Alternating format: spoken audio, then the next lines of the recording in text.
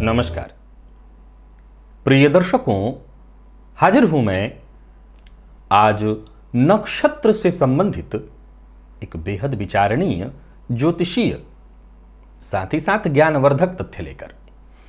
आज जिस विषय पर मैं चर्चा करने वाला हूं, यूं समझ लीजिए कि आने वाले दिनों में भी नक्षत्र से संबंधित कुछ विशेष चर्चा अभी बाकी है।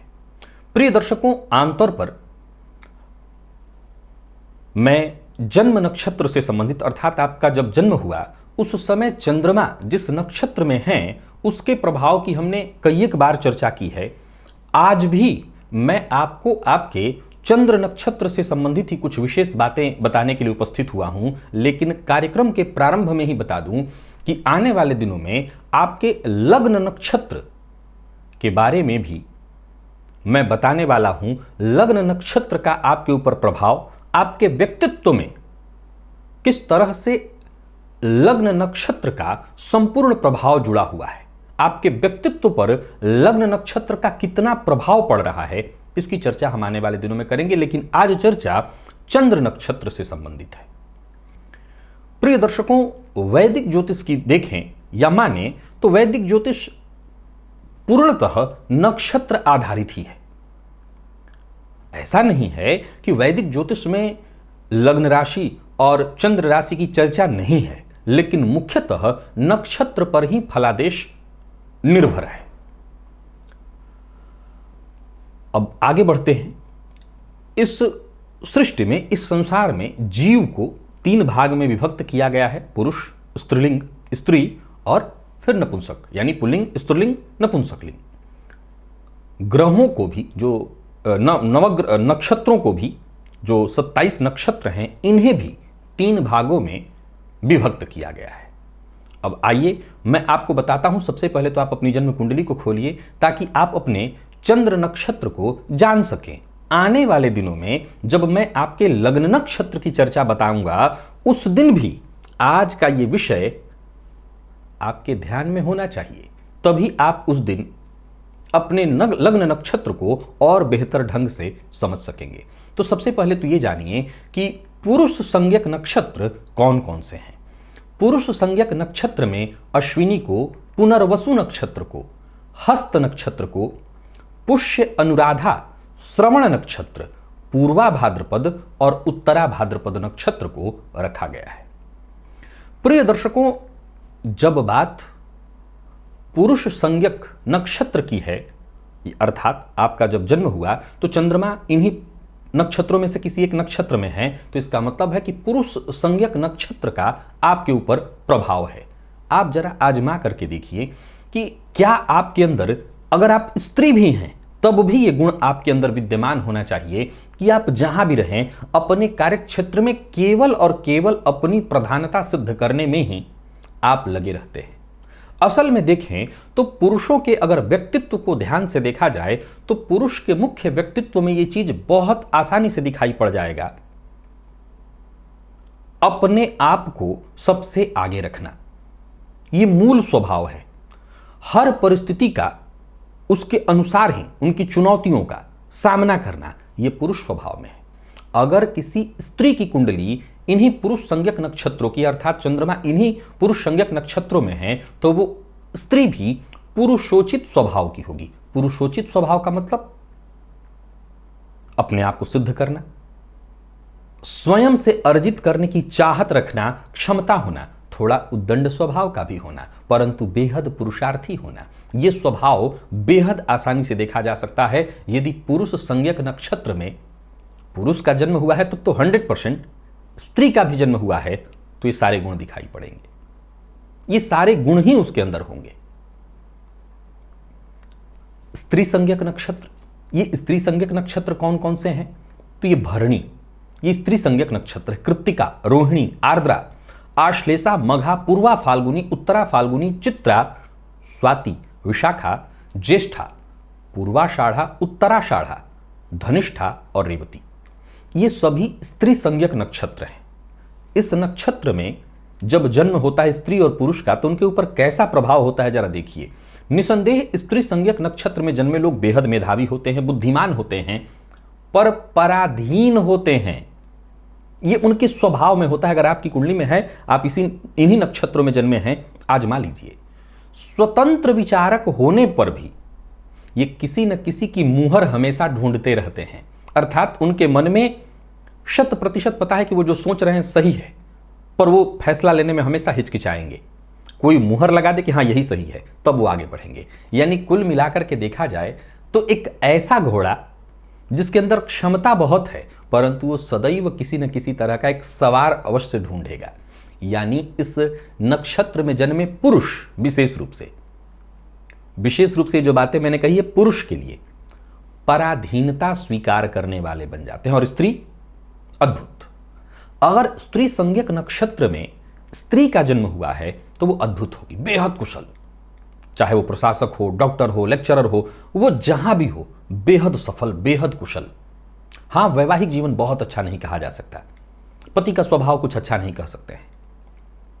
पति कहीं ना कहीं नकारात्मक व्यसनी स्वभाव का, पर स्त्रीरत होगा। यानी स्त्री संज्ञक नक्षत्र में कहने का यह मतलब है कि दाम्पत्य जीवन को ज्योतिष के मर्मज्ञों ने थोड़ा कमजोर माना। अब यहां पर जरा ध्यान से सुनिए और समझिए। मैंने कहा स्त्रीरत, व्यसनी, नकारात्मक सोच, इसमें कहीं कोई दोमत नहीं है कि स्त्री संज्ञक नक्षत्र में जो महिलाएं जन्मी हैं, स्त्रियां जन्मी हैं, उनके विवाह के बाद दाम्पत्य जीवन में थोड़ी बहुत परेशानी होगी। ये परेशानी जितनी मैंने कही है 100% हो सकती है यदि जन्म कुंडली का सप्तम भाव पीड़ित हो। देखिए, ज्योतिष एक अथाह, विशाल, गहरा सागर है और हम जैसे जो विद्यार्थी हैं उसके बस बाहर खड़े हैं, बस बाहर, या यूं कहें कि बाहर भी कायदे से खड़े नहीं हैं, दूर हैं। जब उसके हम करीब पहुंचते हैं तब कुछ ना कुछ कभी हाथ लग जाता है। अब कुछ जब जन्म कुंडली अध्ययन किसी व्यक्ति का हो रहा हो तो एक बेहद गहरा और बेहद गंभीर विषय है ये, तो वहां हर पॉइंट बदल जाते हैं। जैसे संभवतः मैंने अभी किसी के व्यक्तित्व की चर्चा की, एक उदाहरण से समझिए। मैंने कहा कि अगर स्त्री संज्ञक नक्षत्र में किसी स्त्री का जन्म हुआ है तो उसका दाम्पत्य जीवन कुछ खराब होगा, पति का स्वभाव ठीक नहीं होगा। संभव है उस जातिका की कुंडली में सप्तम भाव बेहद मजबूत हो। तो स्त्री संज्ञक नक्षत्र में जन्म होने के कारण पति के स्वभाव में कुछ कमी तो जरूर होगी। हमेशा ये याद रखिए कि जन्म कुंडली में चाहे वो नक्षत्र से संबंधित हो, लग्न से संबंधित हो, राशि से संबंधित हो, किसी भाव से संबंधित हो, कोई भी घटना वो घटित तो अक्षरशः होती है।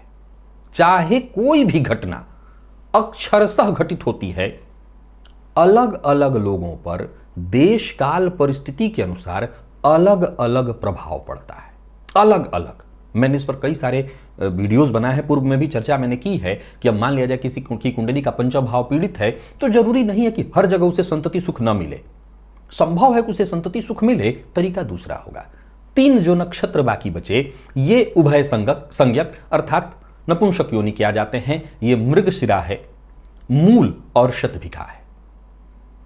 ये जो तीनों नक्षत्र है ये मिश्रित स्वभाव के लोग होते हैं, दिमाग के बेहद सफल होते हैं, दिमाग से तो क्रियाशील होते हैं।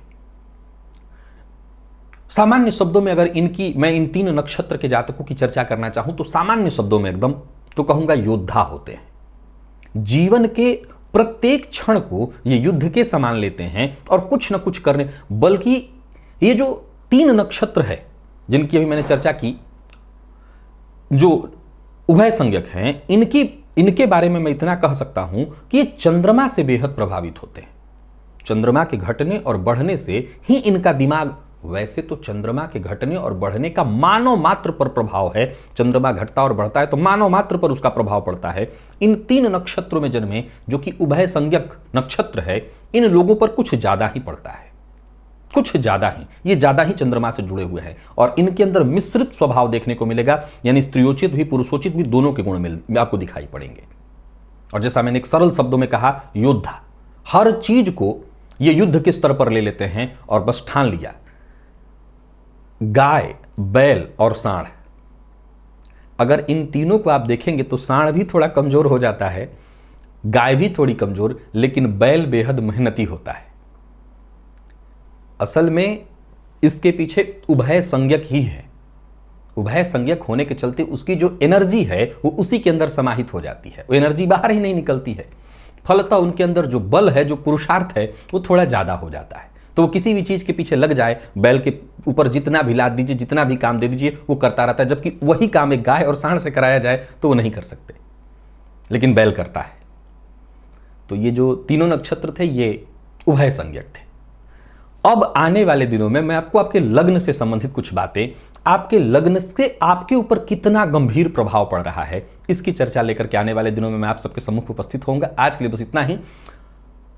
अपने व्यक्तित्व को आजमाइए। जिन नक्षत्रों की चर्चा मैंने भी की, तीनों भागों में बांट करके अपने ऊपर आप आजमाइए और देखिए कितना प्रभाव इसका आपके ऊपर है। मैंने तो कुछ गिनती की 2-3 बातें ही बताई है। मुख्य रूप से मैंने जो वर्गीकृत किया, उस वर्गीकरण को अपने ऊपर आप रखिए। मेरे द्वारा बताए 2-4 बातों को दिमाग में नहीं रखना, वर्गीकरण को ध्यान में रखना है। आज का ये जो विषय था मुख्यतः कोई पॉइंट बताने से ज्यादा वर्गीकरण था। आप उन वर्गीकरणों को अपने दिमाग में रखिए और फिर आजमाइए। देखिए कि जितने भी पुरुष संज्ञक नक्षत्र में जन्मी महिलाएं हैं उनका स्वभाव कैसा है, जितने भी स्त्री संज्ञक नक्षत्र में जन्मे पुरुष हैं उनका स्वभाव कैसा है, मिश्र संज्ञक अर्थात उभय संज्ञक नक्षत्र में जो जन्मे लोग हैं उनका स्वभाव और उनका जो व्यवहार है वो कैसा है। आप आजमाएंगे तो पाएंगे कि तीनों के अंदर बिल्कुल जैसा मैंने कहा सेम चीजें आपको दिखाई पड़ जाएंगी। आज के लिए बस इतना ही, इजाजत दीजिए, पुनः मुलाकात होगी। तब तक के लिए नमस्कार।